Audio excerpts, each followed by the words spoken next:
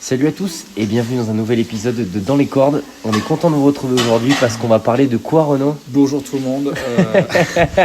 Attends, faut au moins que je dise bonjour. T'as raison, dis bonjour. On va post-combat, post-combat Ortiz contre Lubin. Bon combat, on va dire qu'il nous a pas. Heureusement que je me suis pas levé pour ce combat. Ouais, moi tu sais que j'ai complètement oublié aussi que c'était ce week-end, donc je me suis pas levé, mais. Moi j'y ai pensé, et je me suis dit non, excellent. J'ai sparring le dimanche matin. Je préfère être en forme pour me faire défoncer la gueule.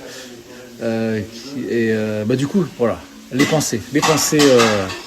Bon, après, moi si je commence, je pense qu'on aura un avis un petit peu différent parce que moi j'ai kiffé ce qu'Ortiz a fait. Enfin, j'ai vraiment kiffé en mode. Vas-y, dis. Et puis non, après, parce que on s'en est parlé un peu en off, mais du coup voilà. Moi j'ai trouvé que c'était une belle performance d'Ortiz, même si je suis tout à fait d'accord avec ce que Renaud dira plus tard que bon, Lubin c'était pas ouf.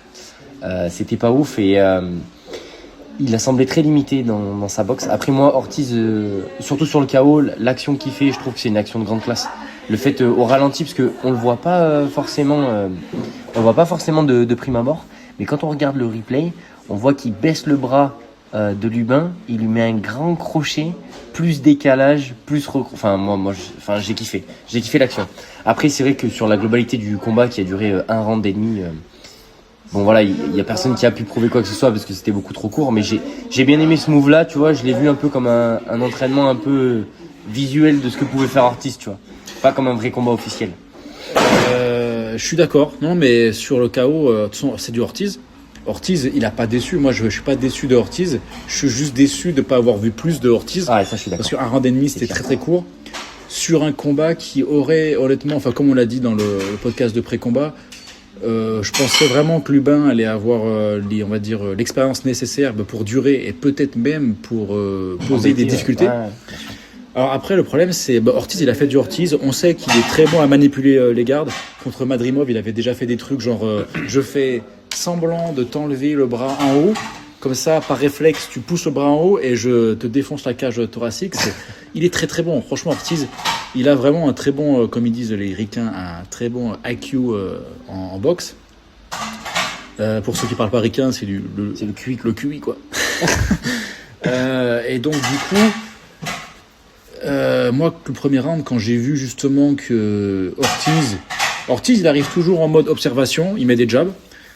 Quand au bout de 30 secondes, j'ai vu que Lubin il se prenait le jab de Ortiz et qu'il reculait sans contrer, sans rien faire, je me suis dit oula, le Lubin là, ça a pas loupé. Dès la fin du round, le Lubin était déjà dans les cordes. Fin du round, le début du deuxième round, le Lubin était directement dans les cordes. Ouais, c'est vrai qu'il a pas bougé. La deuxième fois qu'il était dans les cordes, en plus c'était dans les cordes, mais vraiment, même pas en mode je travaille dans les cordes, statique. C'est notre podcast ça. Ouais, c'est ça. Je pense que Lubin il a trop écouté notre podcast. Ouais, exactement, c'est ça. Et en gros, genre en statique, avec les mains. Enfin, honnêtement, je vais être méchant. Même un mec qui a 3 ans de boxe, il fait pas ça. Et tu peux espérer quand même que le mec, il a quand même 3 mois d'entraînement spécifique à Virgil Ortiz. La première chose que tu bosses, c'est ne pas être dans les cordes. Ou alors, si tu es dans les cordes, tu as une stratégie pour en sortir très très vite. Je suis assez d'accord avec ça. Et là, le fait que le mec, il va. Alors après, c'est vrai que. En fait, c'était un peu décevant parce que le KO était pas super impressionnant parce qu'en fait, il a été mis KO debout. Ouais. Et bravo à l'arbitre d'avoir vu que Lubin, il était KO. Ouais, quand il prend le crochet, tu vois le visage qui descend. Et tu vois que le crochet, il pop bien. Tu vois que le crâne, il rebondit, ça fait paf. Et puis tu vois que derrière, quand il enchaîne Ortiz, il peut vraiment lui faire mal au cerveau, quoi. Ortiz, il a fait le taf. Hein. Ah, c'est clair. Mais du coup, là, on en est à 4 minutes de podcast. Je sais même pas quoi dire de plus. Pour moi, Lubin. En fait, il est fini, ça c'est sûr. Ouais, la grande question, c'est apparemment, il est venu sans se préparer, parce qu'encore une fois, Lubin, il a une bonne carrière, c'est un mec, c'est pas n'importe qui. On sait que Ortiz frappe fort, mais Lubin le savait aussi. Il a le jeu, en tout cas, il avait le jeu de jambes pour faire durer le combat. Moi, je m'explique pas cette performance côté Lubin et côté Ortiz. Bon, on n'a pas vu grand-chose d'autre que ce qu'on a l'habitude de voir. Après, moi, en fait, j'ai essayé de me l'expliquer, le combat, parce que c'est vrai que vu qu'on en avait parlé avant, que tu m'avais dit un peu ce que tu pensais, j'ai essayé d'expliquer ce qui s'était passé. Et moi, ce que j'ai eu l'impression de remarquer, c'est que, tu sais, on parle souvent de rythme en boxe et qu'il faut pas rentrer dans le rythme de l'autre. Lubin, si tu regardes bien, il prend les contres dans la tronche. Quand il frappe, à chaque fois, il se fait esquiver ou il se fait bloquer. Et en fait, tu sens qu'il est à demi-temps de retard sur toutes les actions du combat. Ouais, mais au bout de un round, je veux dire, c'est le mec, tu t'es pris une cuite la veille, quoi. Non, mais je veux dire, c'est après, comme moi, à ce niveau-là. Je sais pas ce que t'en penses toi, parce que du coup, t'es gaucher aussi. Mais Lubin, quand il est gaucher, hein. Ah ouais, bien sûr. Ouais. Non, parce que du coup, avec la connerie que je me dis à la fois, maintenant je panique. Non, t'inquiète pas. Tu sais, ce bras avant, toujours, tu sais, jamais collé à la tête et toujours loin. Ouais. Mais sans vraiment du coup jabber non plus. Parce que de base, il est quand même censé être utilisé pour faire ça. Tu sais, le bras qui est pas collé. Ouais, pour gêner, quoi. Pour gêner.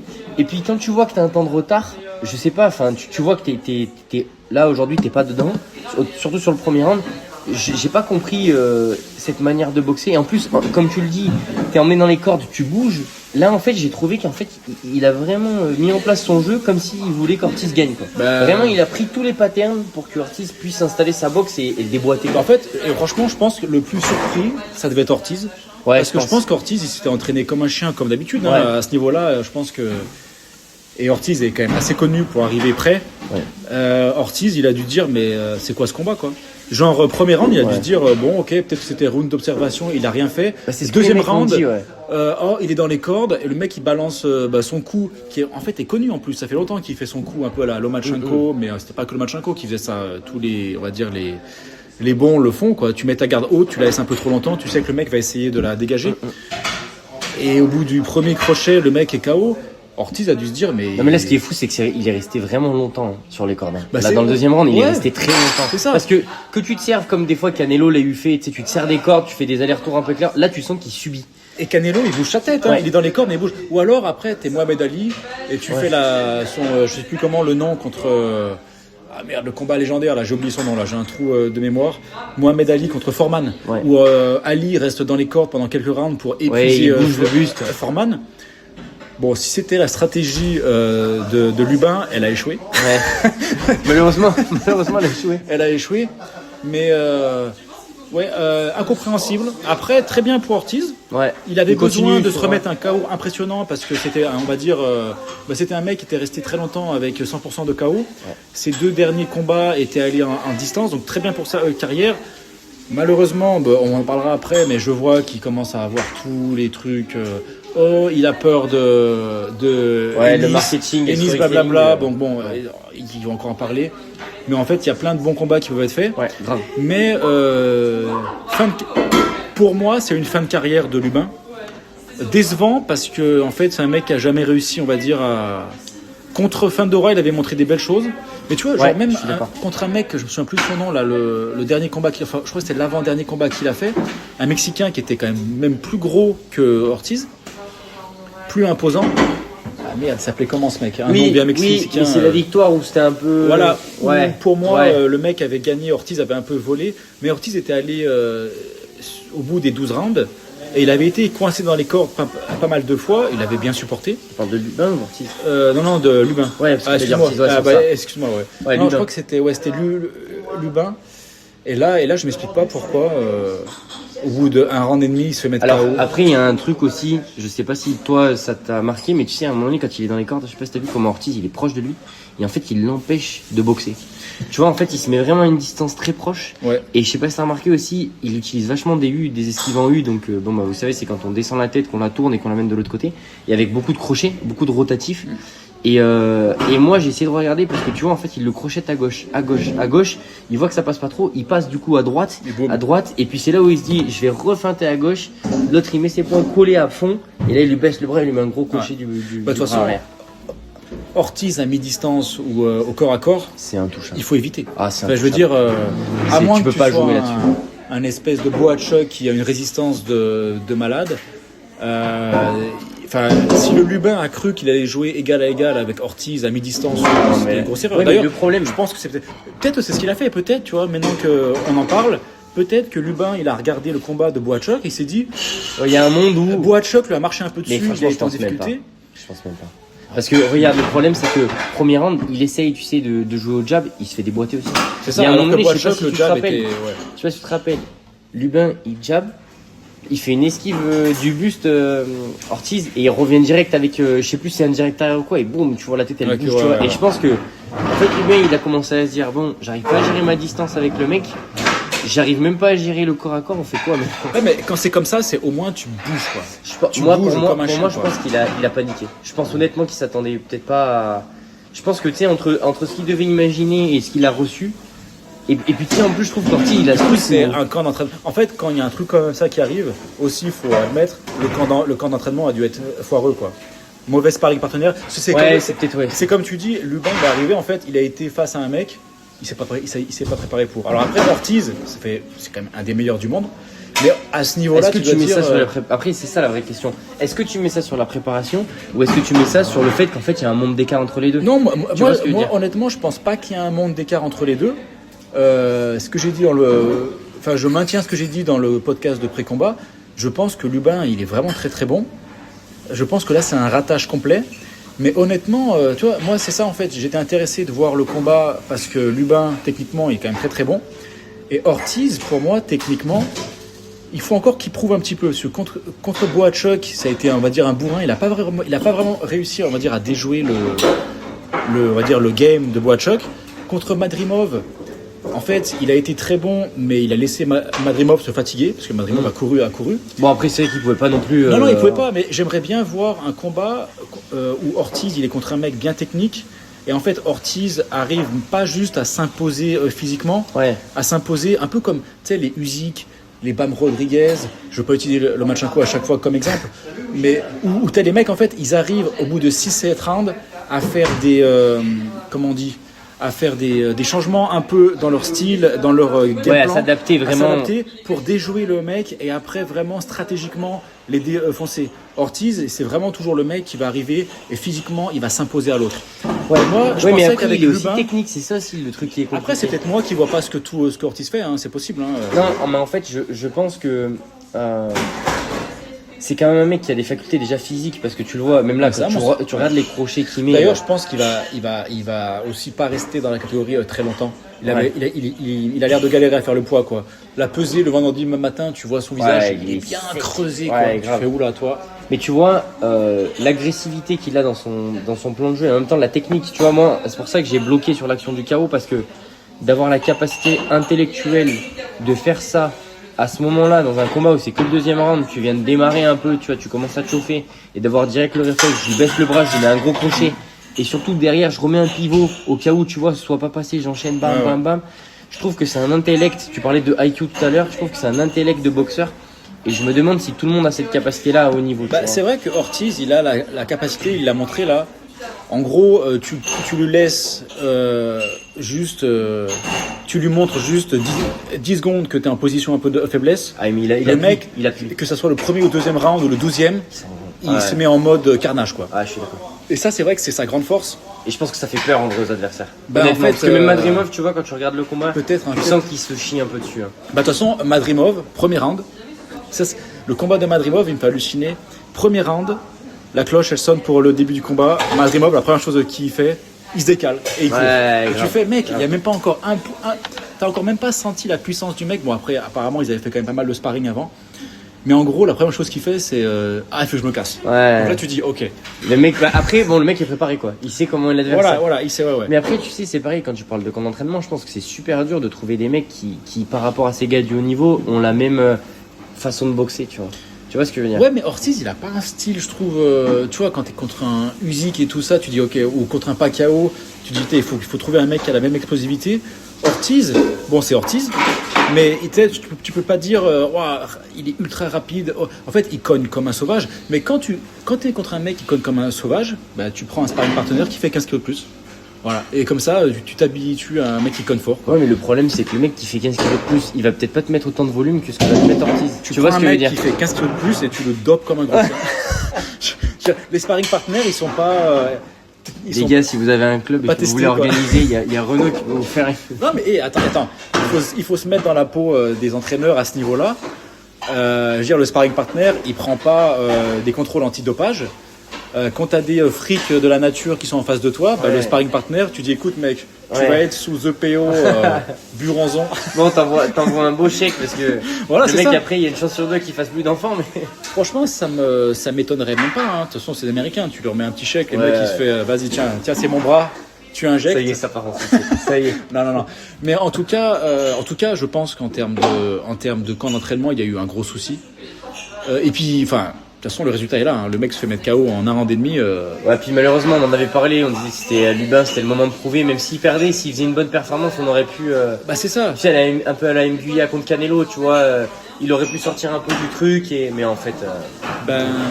En fait, plus, non. tu vois, contre Charlot, il s'était déjà fait mettre KO en un ouais. round, mais c'était un coup comme ça, ok. Un peu décevant. Après, bon, très bien pour Ortiz. J'espère juste qu'on n'aura pas à attendre encore 10 mois avant de voir un combat d'Ortiz. Apparemment, ils veulent faire le combat contre Boutenis. Moi, honnêtement, je m'en fous. Il y a tellement de bons mecs dans la catégorie. Ouais, franchement, il y a que ça des bons gars. C'est ça, Il y a je que ça des prends bons gars à n'importe quoi. prendre. Je m'en fous de Boutenis. Honnêtement, Boutenis, il a fait qu'un combat pour l'instant dans la catégorie des super welter. Je m'en fous. Je veux juste que. Après, si les combats se faisaient au mérite, ça se saurait, mais bon. Ouais, mais il y a tellement de bons combats là contre Murtazaliev, même comme Adams, le mec qui a Ouais. battu Boachuk. Je serais même pas contre parce que Adams, je crois que c'est Brian Adams ou Carlos Adams, je sais pas. Brian Adams, c'est un chanteur. Je pense que c'est Carlos, ouais. Mais en fait, il y a Carlos Adams, il y en a un autre. Adames, ouais.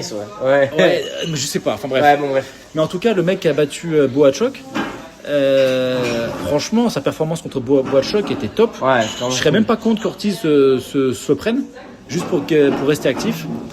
Et puis Lubin, bah écoute, Après, il Lubin, risque d'y j'espère avoir que des t'as choses. pris un Hein. bon chèque. Il risque d'y avoir des choses, hein. Derrière. Je pense, mais j'espère. Mais tu vois, un mec comme Madrimov, je peux même pas te dire s'il a un combat de prévu.